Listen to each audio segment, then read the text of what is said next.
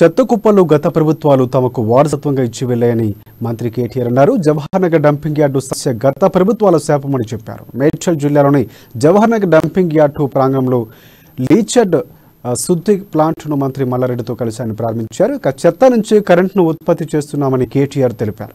ఈ శుద్ధి ప్లాంట్ను 250 కోట్ల రూపాయలతో రామ్కే సంస్థ 2 MLDల సామర్థ్యంతో నిర్మించిందన్నారు. ఏదైతే వారసత్వంగా మాకు ఈ సమస్య వచ్చిందో ఈ సమస్యకు శాశ్వతంగా పరిష్కారం చూపెట్టి చుట్టుపక్కల ఉండే వారందరికీ కూడా మంచి గాలి మంచి నీరు అందించాలన్న ఉద్దేశంతోనే ఈ అన్ని చేస్తున్నా మాకు వేరే ఉద్దేశం ఏం కూడా లేదు.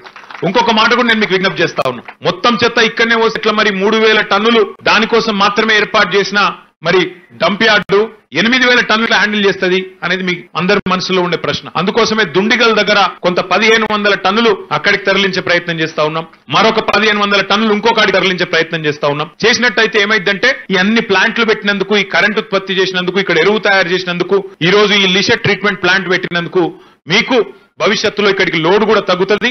తగ్గడం వల్ల ఈ ప్రాంతంలో ఉండే పిల్లలకు కానీ ఈ ప్రాంతంలో ఉండే కుటుంబాలకు కానీ మీకు కూడా బాధ తప్పుతుందనే మాట కూడా నేను మీకు విజ్ఞప్తి చేస్తా ఉన్నా. నుంచి కరెంట్ ఉత్పత్తి చేసే ఒక ప్లాంట్ దగ్గరికి పోయినా మీరు నమ్మరు, నిజంగా కూడా నేను చెప్తే దగ్గర పోయి ఆ ప్లాంట్ మొత్తం